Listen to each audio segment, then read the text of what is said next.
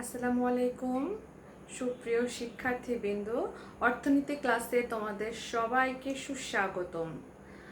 Online ক্লাসে আজ তোমাদের সাথে আমার অর্থনীতির প্রথম ক্লাসটি আমি সাজিয়েছি তোমাদের বার্ষিক পরীক্ষার সিলেবাস অনুযায়ী।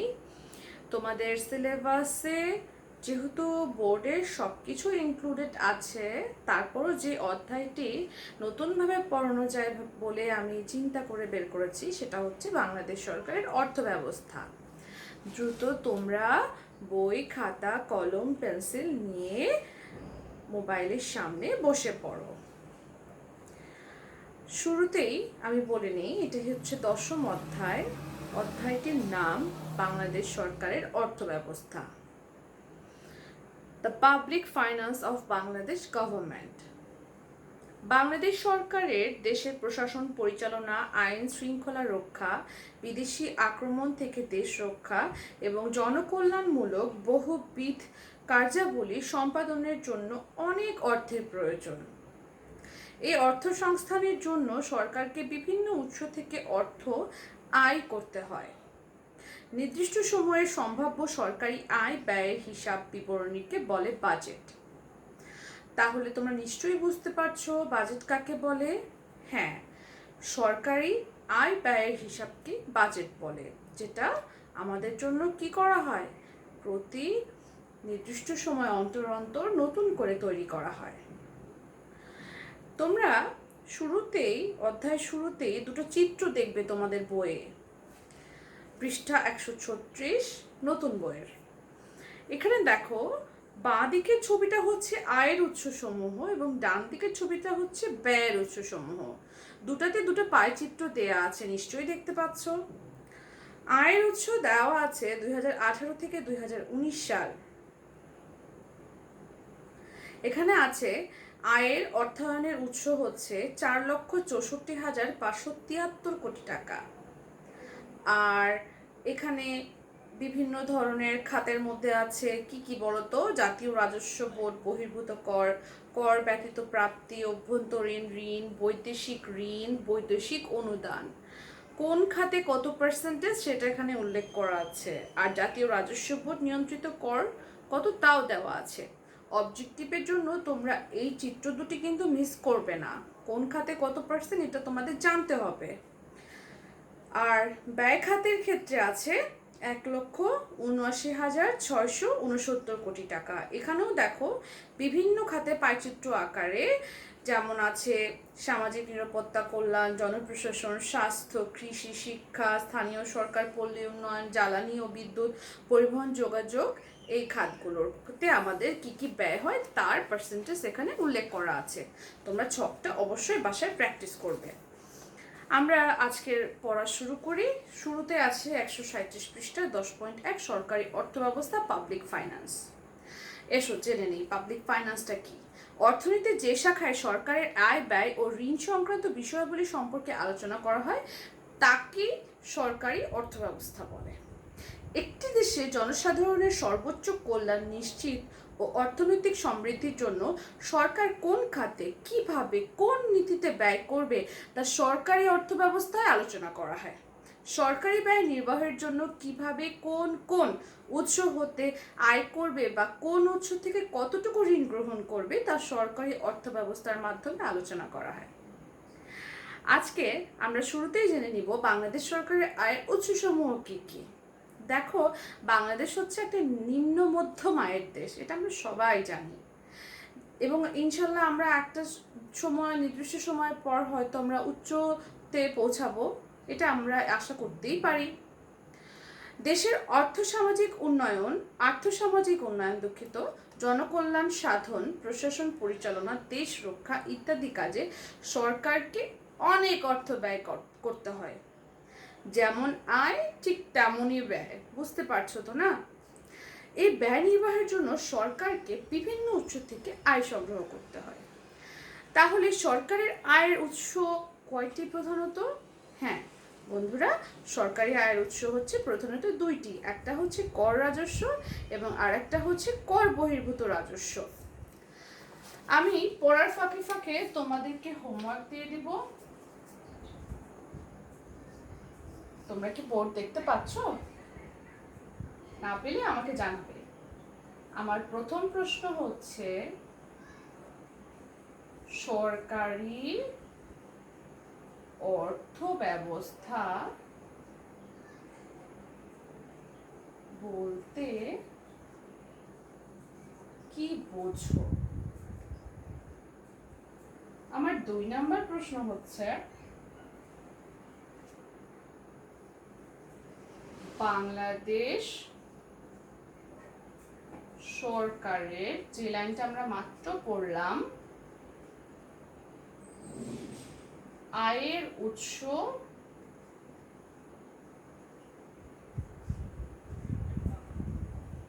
প্রধানত কয়টি? আয়ের উৎস হচ্ছে প্রধানত 2টি, একটা হচ্ছে কর রাজস্ব আর একটা হচ্ছে কর বহির্ভূত রাজস্ব। এসো তাহলে প্রথমেই জেনে নিই কর রাজস্বটা কি। ট্যাক্স রেভিনিউ, সরকার জনগণের নিকট থেকে বাধ্যতামূলকভাবে যে অর্থ আদায় করে কিন্তু তার বিনিময়ে জনগণ সরকার থেকে সরাসরি বিশেষ কোনো সুযোগ সুবিধা আশা করতে পারে না, তাকে বলে হচ্ছে কর। তাহলে আমরা এখান থেকে প্রশ্ন পাই, কর কাকে বলে? আমাকে অবশ্যই ক্লাস করে হোমওয়ার্কগুলো ছবি তুলে কমেন্ট বক্সে জানাতে ভুলবে না, আমাদের স্কুলের ফেসবুক গ্রুপে। কর কাকে বলে সেটা তোমরা নিশ্চয়ই জানতে পেরেছো। ঠিক আছে, তারপরে চলো যাই। সরকার দেশের নিবাসী বা অনিবাসী ব্যক্তি, বিভিন্ন ব্যবসায় ও শিল্প প্রতিষ্ঠান এবং পণ্যের উপর যে কর ধার্য করে তাকে বলা হয় কর রাজস্ব। তাহলে কর রাজস্বের সংজ্ঞাটা আমরা পেয়ে গেছি, তাই না? আসলে বইয়ে এত সুন্দর করে গুছিয়ে লেখা আছে, তোমরা যদি একটু মন দিয়ে পড়ো তোমরা নিজেরাই কিন্তু বুঝতে পারবে। নতুন করে বলার আসলে কোনো কিছু খুঁজে পাচ্ছি না। আসো আমরা এর পরবর্তী লাইনগুলোতে চলে যাই। সরকারি কর রাজস্বের তাহলে কতগুলো উৎস আছে, সেই উৎসগুলো কি আমরা সেটা জানি। এখানে আমাদের অর্থনীতি যে বইটা, সেখানে মোট টোটাল এখানে উৎস দেওয়া আছে 10টা। আমরা আজকে 10টা উৎস নিয়ে আলোচনা করব। নাম্বার 1, আয় ও মুনাফার উপর কর। কোনো ব্যক্তির বা কোম্পানির আয়ের উপর যে কর ধার্য করা হয়, আয়ের উপর মানে তোমার ইনকামের উপর, সেটাকে বলে আয়কর। তাহলে আমাদের নেক্সট প্রশ্নটা কি বলো তো? হ্যাঁ, আমাদের নেক্সট প্রশ্ন হচ্ছে আয়কর কি? তাহলে আয়ের উপর যে কর তাকেই বলছি আমরা আয়কর।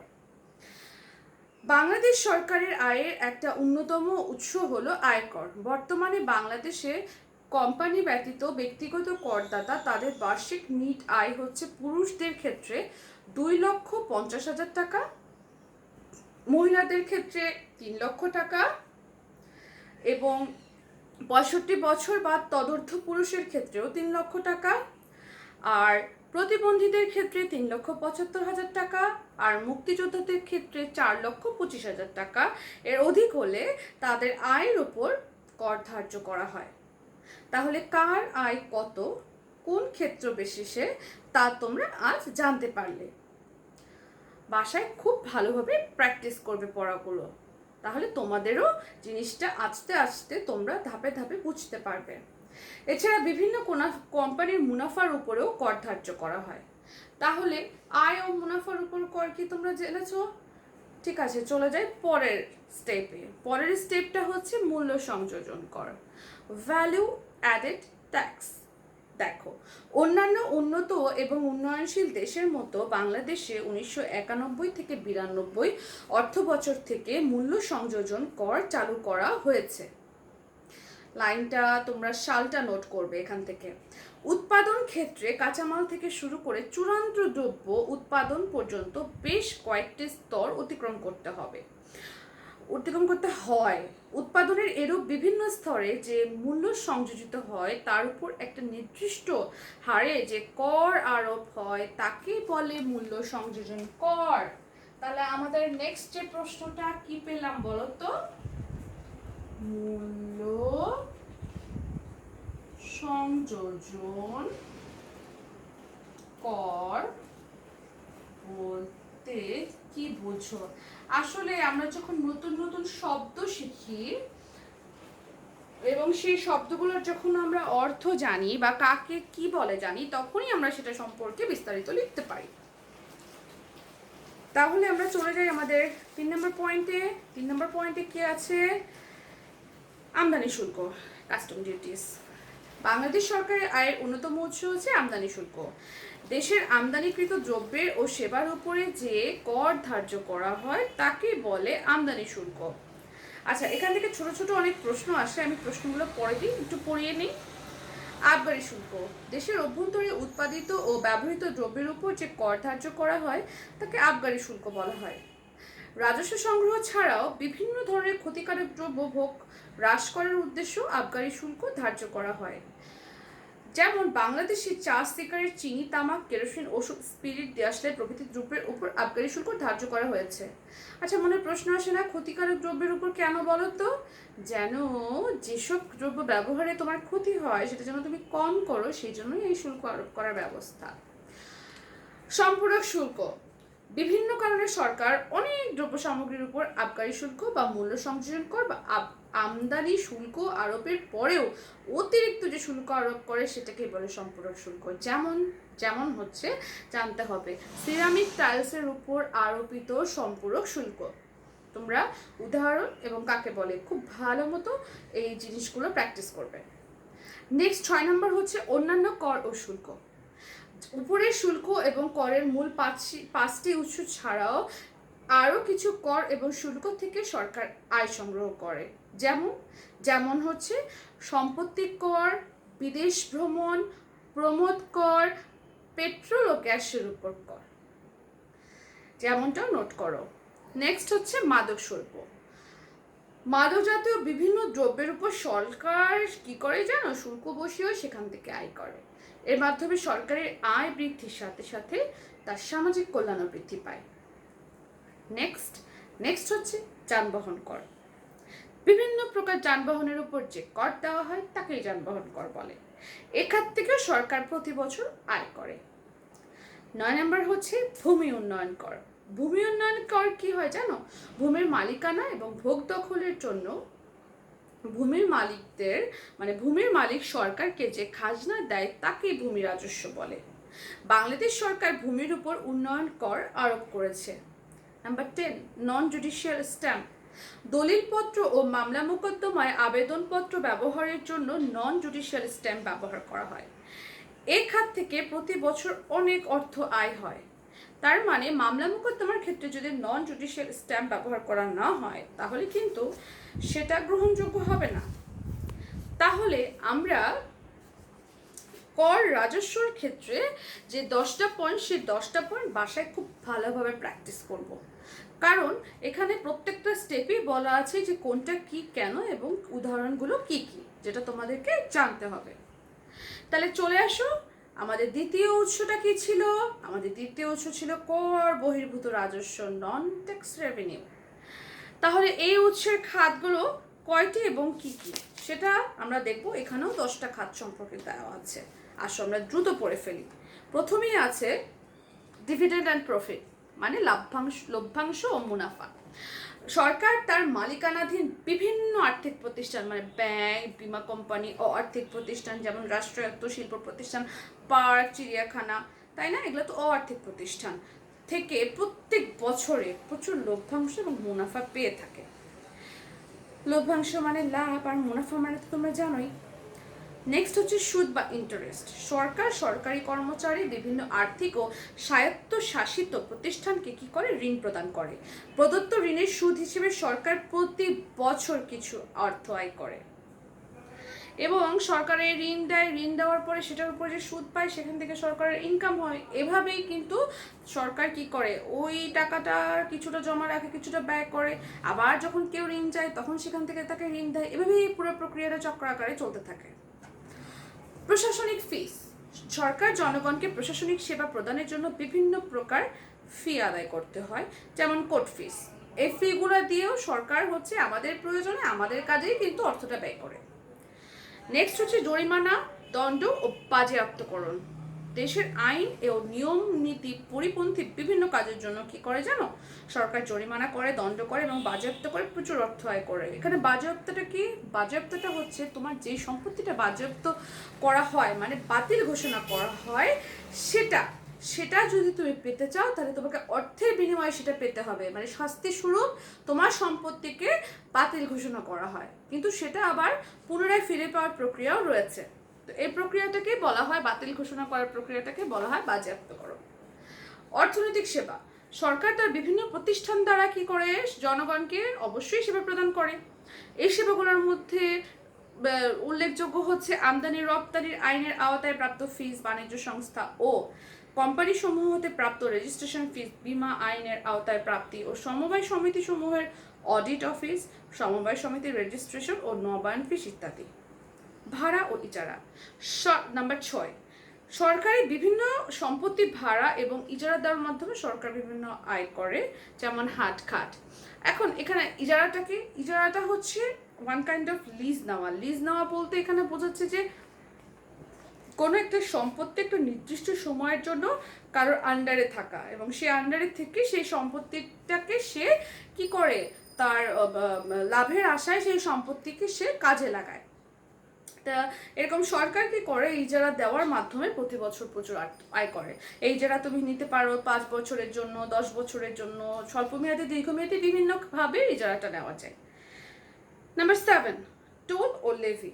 বিভিন্ন সেতু থেকে টোল এবং লেভি আয় বাবদ সরকার প্রচুর অর্থ আয় করে।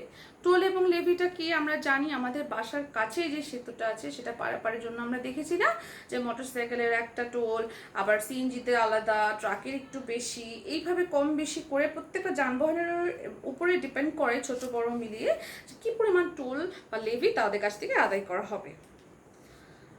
নাম্বার 8, অবাণিজ্যিক বিক্রয়। সরকার জনগণের কল্যাণে কোনো কোনো সময় বিনা লাভে অনেক দ্রব্য বিক্রয় করে থাকে। বিনা লাভে এটা করে থাকে আমাদের জন্য, আমাদের ভালোর জন্য। যেমন এই যে কিছুদিন আগে দেখো কি হলো, আমাদের এই করোনা কালে আমাদের অনেক ধরনের গরিব দুস্থদেরকে সরকার বিনা মূল্যে খাবার দিয়েছে, তাই না? তাদের ঘরে খাবার পৌঁছে দিয়েছে। কিন্তু এখানে বিষয়টা একটু ডিফারেন্ট। অবাণিজ্যিক বিক্রয়টা হচ্ছে যে তোমাকে লাভটা বাদ দিয়ে তোমাকে জিনিসটা যে টাকায় মানে ক্রয় মূল্য ঠিক জাস্ট নিট সেই খরচে তোমার কাছে সেটা মানে বিক্রি করবে। তোমার কাছে কোনো লাভের টাকা সে নেবে না। কোনো একটা জিনিসের অ্যাকচুয়াল দাম যদি 45 টাকা হয় তাহলে 45 টাকাই নেবে। সেটা লাভ সহ যদি কেউ 65 টাকায় বিক্রি করে, সে 65 টাকা নেবে না। তো এটাকে বলে হচ্ছে OMS বা খোলা বাজার বিক্রয় নীতি। এটা হচ্ছে এই খোলা বাজার বিক্রয় নীতিটা হচ্ছে কেন্দ্রীয় ব্যাংক যেটা আছে সেই ব্যাংক কর্তৃক অর্থের যোগান নিয়ন্ত্রণের জন্য খোলা বাজারে হুন্ডি, শেয়ার, ঋণপত্র ইত্যাদি বিক্রয়ের মাধ্যমে ঋণ নিয়ন্ত্রণ করার পদ্ধতিকেই বলা হয় হচ্ছে খোলা বাজার বিক্রয় নীতি। নেক্সট আমাদের 9 নম্বরে আছে কি দেখো, রেলওয়ে। বাংলাদেশ রেলওয়ে যাত্রী বহন এবং দ্রব্য সামগ্রী পরিবহনের ভাড়া বাবদ আয় করে না? অবশ্যই করে। তাহলে এই যে রেলওয়ে সেবাকে সম্প্রসারণ আধুনিকায়নের ফলে বর্তমানে এই খাতে মুনাফার পরিমাণ কিছুটা বৃদ্ধি পেয়েছে এবং আরও বৃদ্ধি পাচ্ছে। আমাদের রেল খাতটা কিন্তু আগে থেকে অনেক উন্নত হয়েছে।